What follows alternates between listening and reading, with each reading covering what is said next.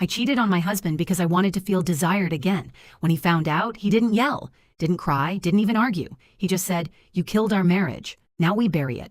Then he walked away like I'd already become a stranger to him. Betrayal diaries here. I cheated on my husband because I convinced myself I deserved to feel desired again. Now I sit alone in the house we bought together, listening to my kids ask when their father is coming home, and I honestly think I ruined my own life for attention. I don't know if I'm posting this for advice, judgment, or punishment. Maybe all three. I'm 36. My ex-husband is 38. We were together for 11 years, married for 7. We have 2 kids, a daughter who just turned 8 and a little boy who's 5. Before anyone asks, no, he wasn't abusive. He wasn't cruel. He didn't cheat. He didn't ignore me. That's what makes this worse. He loved me in the most stable, dependable way possible, the kind of love people pray for after they've been hurt enough by life. He brought me coffee every morning exactly how I liked it. He warmed up my car during winter. He folded the tiny towels separately because he knew I hated when they got mixed with the bath towels. Every anniversary he wrote me letters instead of buying expensive gifts because he said memories mattered more. And I still betrayed him. I work in medical sales. About 5 months ago, I started traveling more for conferences and regional meetings. That's where I met the other man. He was charming in that dangerous way that feels exciting when you're too old to still fall for it. He made eye contact too long, remembered tiny details about me, complimented me constantly, texted good morning before my husband even woke up beside me. At first it felt innocent. Then it became my favorite part of the day.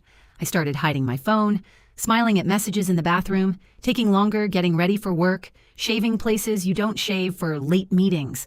I knew exactly what I was doing long before anything physical happened. That's the part nobody wants to admit about cheating. It starts way before the first kiss.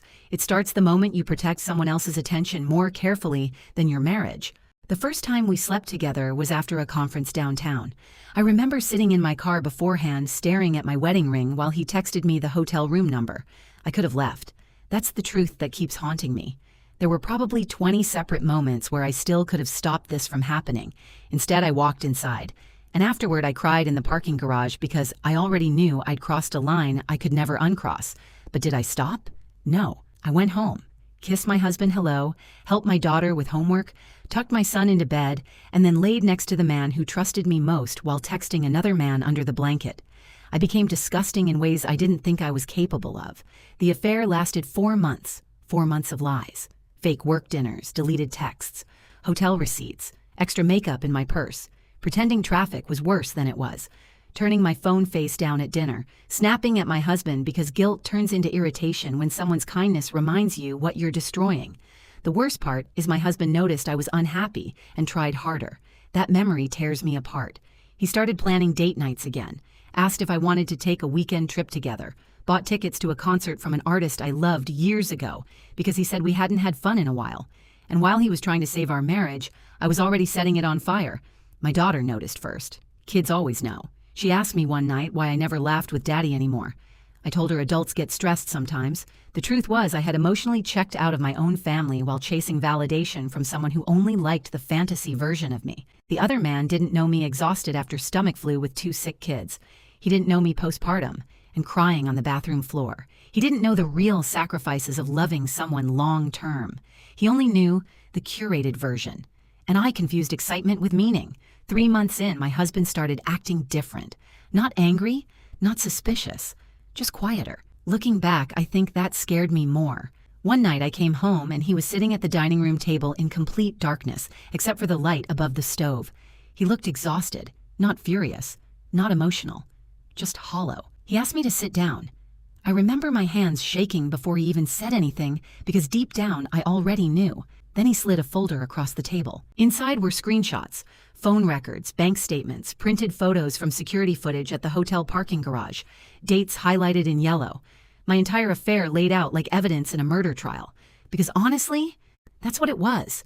The murder of our marriage. I immediately started crying and trying to explain. He didn't raise his voice once. That somehow made it worse. He asked me one question. Was there ever a moment you thought about me before choosing him? I couldn't answer. Because the honest answer was yes. Hundreds of times. And I chose myself every single time. He told me he'd known for almost 3 weeks. 3 weeks of still making breakfast for the kids, still sleeping beside me, still pretending things were normal while quietly meeting with a lawyer and separating accounts. He said he needed time to accept that the woman he loved no longer existed. I tried grabbing his hand. He pulled away instantly. I have never felt shame like that moment. Then he said something I replay in my head every night. You didn't make a mistake. You made a series of choices. Mistakes happen once. I started begging, full ugly crying, promising therapy, promising transparency, promising anything. Then he looked directly at me and said the sentence that destroyed whatever denial I still had left. I would have forgiven almost anything except being made a fool. I swear I felt something physically crack inside my chest. He stood up calmly, picked up an overnight bag, and told me he'd already filed for divorce. No screaming, no insults, no revenge, just certainty. I followed him to the door, sobbing so hard I could barely breathe. I remember grabbing his sleeve and asking if he still loved me, and this part still destroys me. He said, "I love who I thought you were." Then he left. The sound of that front door closing honestly felt like a funeral. And because apparently I still had lessons left to learn, I called the affair partner afterward. I thought maybe somehow all of this meant something. Maybe he'd comfort me. Maybe he cared. Instead, he sighed like I was becoming inconvenient. He literally said, "I think you got too emotionally attached." Too emotionally attached. After blowing up my entire life for him, within an hour he blocked my number. Just gone. No grand romance. No future together. No dramatic escape into the sunset. Just me sitting alone on my kitchen floor while my marriage died in real time. The divorce is moving fast because my husband documented everything. He wants 50-50 custody, and honestly, he deserves full custody some days. My daughter barely talks to me lately. My son cries whenever his dad drops them off because he wants us all together again. Last week, my daughter asked if daddy left because mommy was mean to him. I actually had to leave the room because I couldn't breathe. I don't know how to live with what I did. That's the truth. People online love saying cheaters don't feel guilt, but some of us absolutely do. The problem is the guilt comes after the damage, not before. Too late to matter. I miss my husband constantly. Not just romantically, I miss hearing him load the dishwasher wrong. I miss him falling asleep during movies. I miss texting him grocery questions. I miss being someone he looked at with love instead of disappointment. And the sickest part? I threw it away for moments I barely even remember now. So I guess I'm asking, has anyone ever genuinely come back from being the person who destroyed their own family?